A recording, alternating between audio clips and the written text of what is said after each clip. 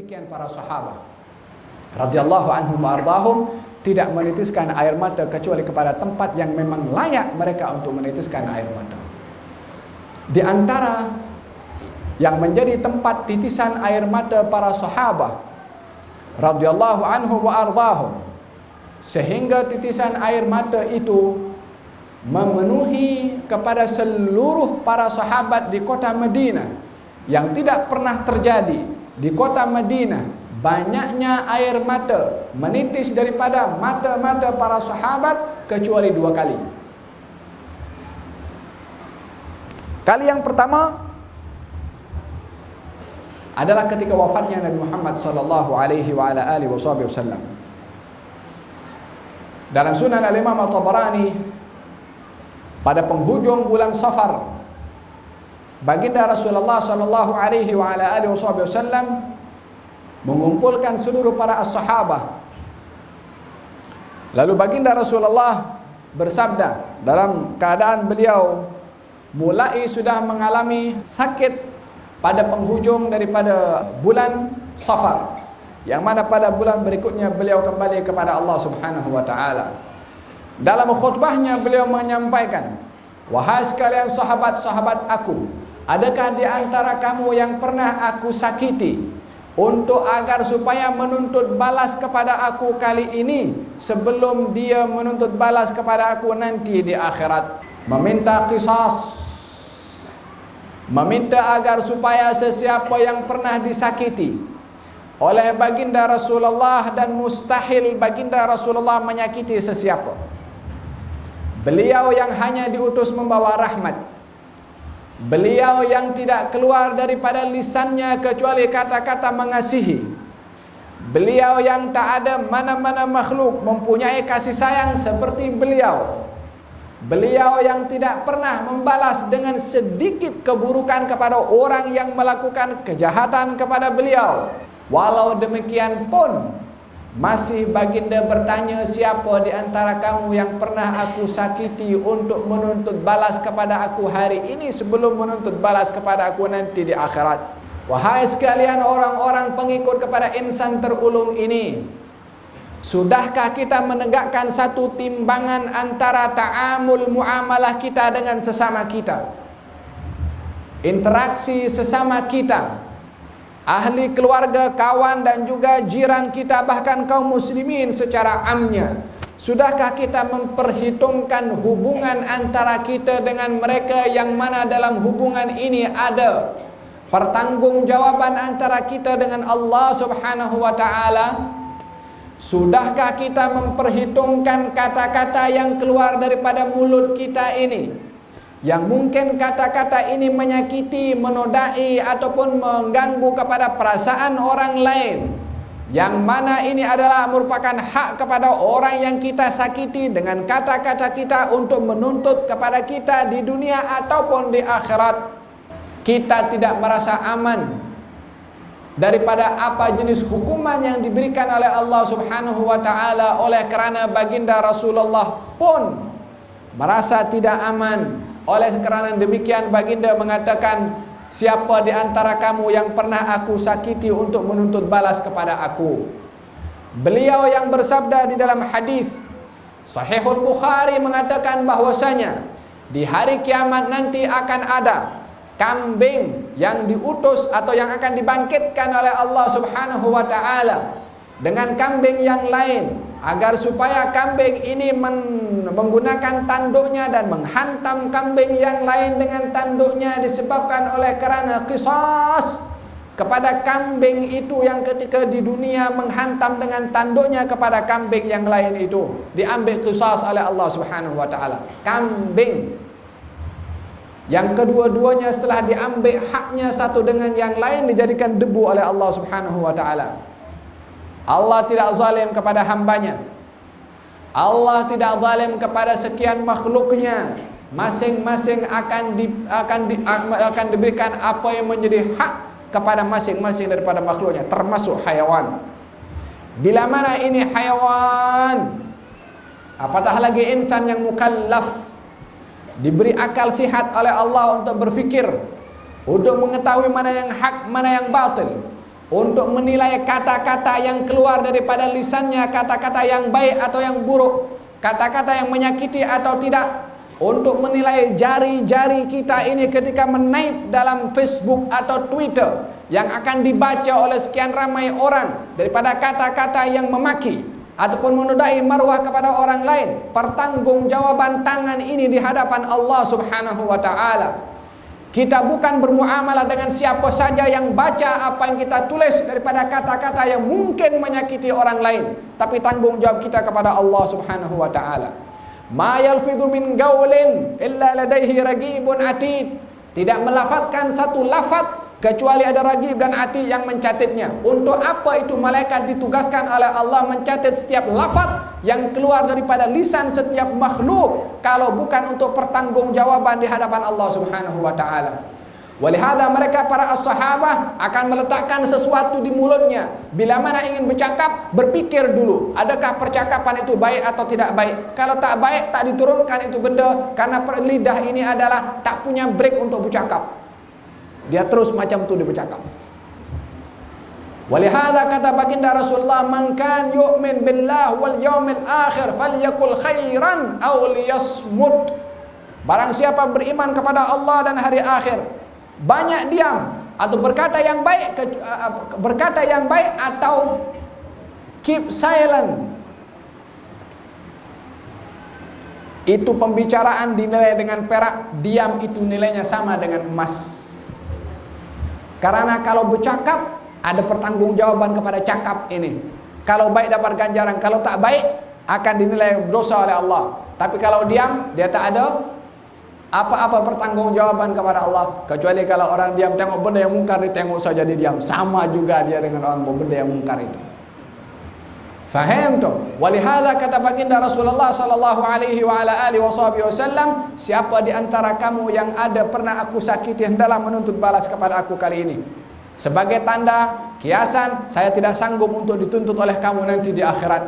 Siapa menuntut engkau wahai Rasulullah? Bukankah rahmat yang engkau bawa? Bukankah kasih sayang engkau tanamkan kepada kami? Bukankah engkau menanamkan perkara-perkara yang baik? Bukankah kami tidak dahulu dan saya mesti menuntut balas kepada kamu? Dahulu engkau pernah menggunakan tongkat dan kamu tusuk perut saya, yakni orang ini pernah ditusuk perutnya dengan tongkat dengan tujuan Nabi untuk meluruskan saf. Dia berdiri di saf tapi dia tak lurus. Nabi gunakan tongkat mendorong kepada perut orang itu supaya meluruskan safnya, dan tongkat itu menyakiti perut saya wahai Rasulullah. Saya nak tuntut balas kepada engkau. Kata baginda Rasulullah, wahai Bilal, pergi ke rumah Fatimah sana, ambil tongkat saya itu, bagi kepada si fulan itu untuk menuntut balas kepada saya. Maka Bilal pun dah ketuk kepala macam ni. Apa orang ini nak tuntut balas kepada Rasulullah? Sayyidina Abu Bakar mengatakan kepada orang itu, kamu jangan tuntut Rasulullah. Apa yang menjadi hak kamu terhadap Rasulullah pindahkan kepada saya. Tusuk saya, jangan tusuk Rasulullah. Kata orang itu mengatakan, tak, aku nak tusuk Rasulullah. Sayyidina Umar datang pun bercakap misalnya, tak diterima. Al-Hasan wal Husain, Sayyidina Ali bin Abi Thalib mengatakan, lakukan, balaslah kisah itu kepada aku. Kenapa sahabat berlumba-lumba untuk berbuat demikian? Nak tunjuk bagaimana mereka melindungi kepada insan yang sangat berjasa kepada mereka. Nak tunjuk kasih kepada mereka, kepada baginda Rasulullah. Itu sahabat, tak, aku nak juga buat kepada Rasulullah. Itu bila dah ketuk kepala, pergi ke rumah Siti Fatimah, ambil itu tongkat karena disuruh oleh Nabi. Kalau boleh malah tak patut dalam hal itu, bila tak akan ambil pun boleh dihalau ini orang. Tapi Nabi SAW mau give kejadian-kejadian yang serius, kejadian bukan sandiwara. Nabi serius, ambil tongkat. Aku tidak mau dituntut nanti di akhirat. Yang sudah dituntut di dunia tak akan dituntut di akhirat, tapi yang tidak dituntut di dunia akan dituntut di akhirat. Atadruna manil muflis? Tahukah kamu siapa orang yang bankrupt? Kata sahabat, orang bankrupt itu orang tak punya duit. Kata Nabi, bukan. Orang yang bankrupt adalah orang yang datang di hari kiamat dengan pahala salat, dengan pahala ibadah puasa, dengan pahala apa saja ibadah yang dia bawa di akhirat, tapi bankrupt.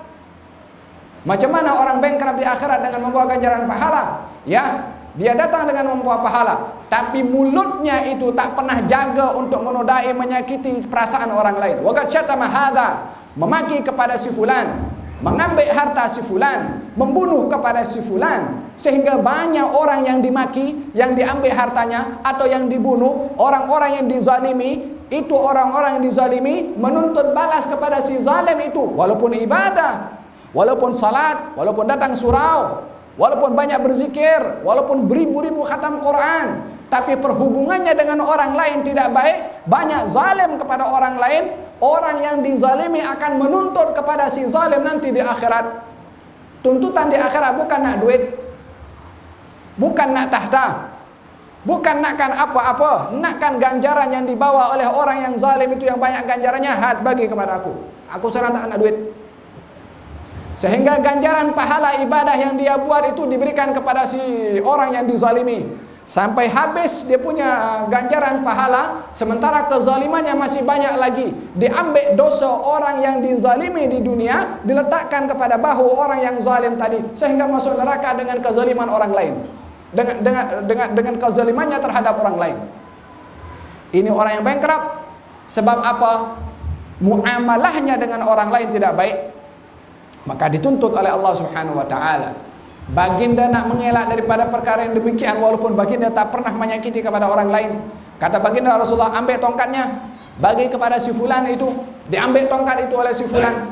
Kata si fulan itu mengatakan kepada Rasulullah, ya Rasulullah, kamu ketika tusuk aku pada kali itu adalah tongkat kamu mengenai kepada kulit tubuh badan aku. Kamu sekarang pakai baju, angkatlah baju kamu, aku nak tusuk sama macam kamu tusuk kepada aku kali itu.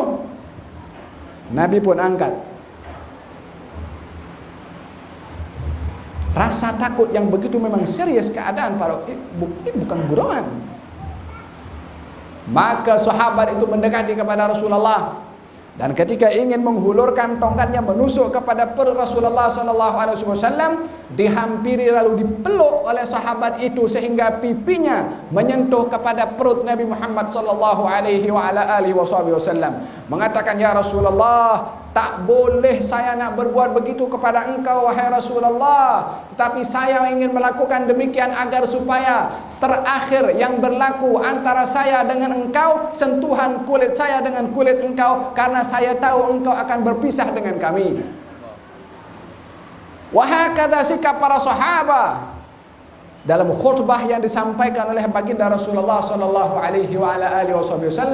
sampai pada akhirnya beliau itu ketika wafat dan meninggal dunia bertepatan pada bulan 12 Rabiul Awal, dan juga berlakunya pada waktu duha.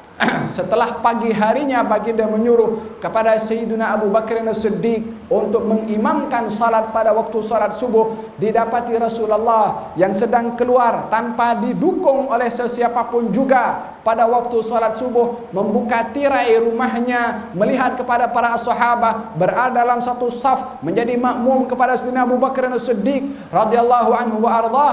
Barulah beliau itu senang melihat bagaimana para sahabat berada ditinggalkan dalam keadaan berjamaah dengan Sayyidina Abu Bakar As-Siddiq. Barulah baginda senyum. Maka para sahabat yang ketika itu salat di belakang Sayyidina Abu Bakar As-Siddiq melihat kepada wajah Rasulullah sallallahu alaihi wasallam dalam keadaan ceria. Hampir saja mereka itu gelisah dan ingin membatalkan salatnya karena terlalu gembira melihat Rasulullah sallallahu alaihi wasallam. Dan Sayyidina Abu Bakar pun akan berundur daripada tempatnya menjadi imam. Baginda memberikan isyarat, lalu baginda Rasulullah sallallahu alaihi wasallam meletakkan tirainya tutup. Itulah pandangan terakhir baginda Rasulullah kepada para sahabat, dan pandangan terakhir para sahabat kepada Rasulullah sallallahu alaihi wa ala alihi wa sahbihi wasallam. Pada waktu duha beliau meninggal dunia, maka tak seorang pun daripada para sahabat yang mempercayai dan mengatakan kalau perkara itu berlaku disebabkan baru pagi tadi tengok baginda bangkit sendiri, yang biasanya didukung bersandar kepada Fadl ibn Abbas, Sayyidina Ali bin Abi Thalib. Tapi ketika itu bangkit sendiri, membuka tirai dan melihat dalam keadaan ceria kepada wajah para sahabat.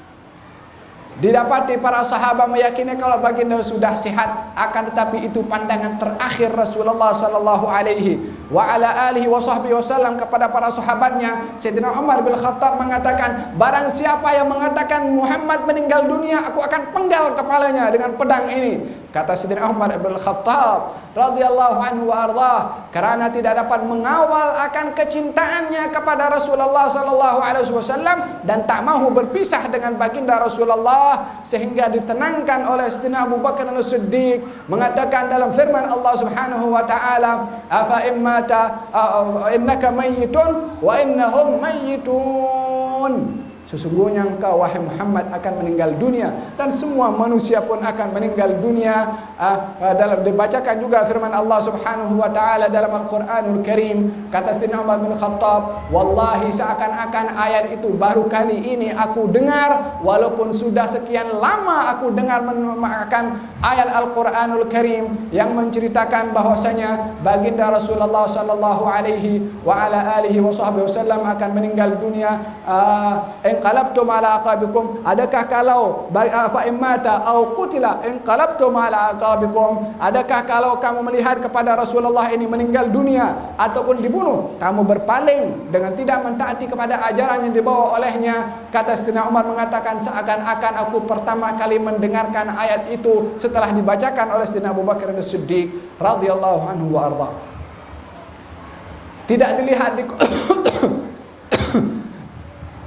dilihat di kota Madinah tangisan yang begitu banyak dan begitu merata di seluruh kota Madinah, melainkan banyaknya tangisan yang menitis daripada mata para as-sahabah ketika wafatnya baginda Rasulullah sallallahu alaihi wa ala alihi wasallam bagi seorang bernama Sayyidina Abu Bakar As-Siddiq radhiyallahu anhu wa ardhah, sudah tidak lagi mempunyai air mata yang ingin dititiskan kepada Rasulullah karena sedih berpisah dengan Rasulullah. Ketika menghampiri kepada Rasulullah, kata Siti Aisyah radhiyallahu anha wa ardhaha, saya dapat mendengarkan bagaimana gerakan tangisan itu adalah aku dengar daripada hati Sayyidina Abu Bakar As-Siddiq sudah kehabisan air mata untuk dititiskan, melainkan suara tangisan itu terdengar macam goncangan di dalam hati Sayyidina Abu Bakar As-Siddiq. Dan ketika mencium kepada kening Rasulullah sallallahu alaihi wa ala alihi wasallam, tibta hayyan wa mayyitan ya Rasulullah, sungguh indah dan harum kau ini wahai Rasulullah di masa hidup dan setelah meninggalnya engkau. Ini kata-kata Sayyidina Abu Bakar As-Siddiq kepada Rasulullah sallallahu alaihi wa ala alihi wasallam. Tetapi baginda Rasulullah meninggal dunia dalam keadaan beliau itu ceria.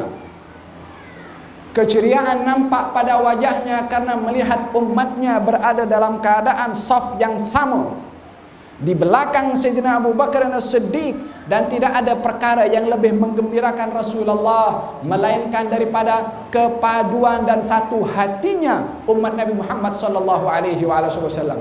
Dan tidak ada perkara yang lebih menyusahkan kepada beliau melainkan perbalahan dan pembunuhan, peperangan yang berlaku di antara umat Nabi Muhammad sallallahu alaihi wasallam dalam pesanannya Hajjatul Wada, ala la tarji'u ba'di kuffaran yadribu ba'dukum riqaba ba'dhin. Ingat, jangan kamu balik setelah aku pergi nanti seperti orang-orang kafir, yakni saling membunuh sesama sendiri. Pesanan terakhir dalam Hajjatul Wada Rasulullah sallallahu alaihi wasallam kepada umatnya.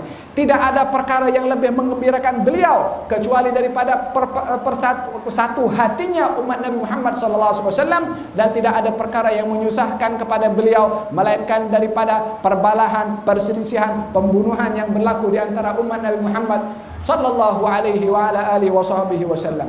Hadirin hadirat yang dirahmati oleh Allah Subhanahu wa taala, perkara yang kedua yang tidak pernah Madinah dibanjiri oleh tangisan air mata setelah pada hari wafatnya Rasulullah sallallahu alaihi wasallam, yang pada waktu itu mereka kaum muslimin berada dalam keadaan kebingungan, sehingga salah seorang daripada mereka mengatakan, ya Allah, jangan engkau izinkan mata saya ini untuk melihat kepada sesiapapun setelah mata ini pernah melihat kepada Rasulullah sallallahu alaihi wasallam. Pada waktu itu juga mata sahabat itu adalah tertutup dan tidak dapat melihat sebagai tanda kabulnya doa pada orang itu kepada Allah Subhanahu wa taala. Tak nak lagi tengok orang lain setelah mata ini dihiasi tengok kepada Rasulullah sallallahu alaihi wa ala alihi wasallam. Tengok kepada wajah Rasulullah tak sama dengan tengok wajah orang lain. Dalam beberapa hadis yang sahih, bila mana mereka para sahabat di zaman Rasulullah ingin berperang dan pada zaman tabi'in, maka mereka akan bertanya di antara mereka kaum muslimin, siapa di antara kamu ada orang yang pernah melihat kepada Rasulullah wajahnya? Maka bila mana ada, orang itu diletakkan di hadapan. Maka dengan adanya orang ini yang matanya terhiasi melihat kepada wajah Rasulullah, Allah akan turunkan pertolongan dan kemenangan disebabkan orang yang matanya melihat kepada Rasulullah.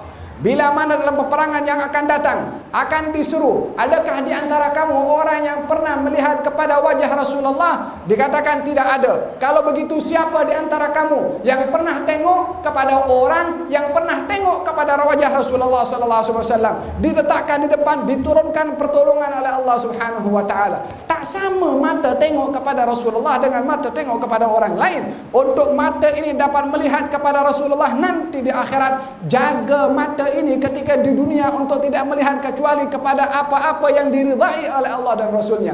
Baru mata ini akan terhiasi nanti tengok kepada wajah yang dipenuhi dengan cahaya wajah Rasulullah sallallahu alaihi wasallam. Wailun liman lam yarani yaumal qiyamah. Celaka orang yang tak tengok kepada wajah ini nanti di hari kiamat, kata Rasulullah sallallahu alaihi wasallam.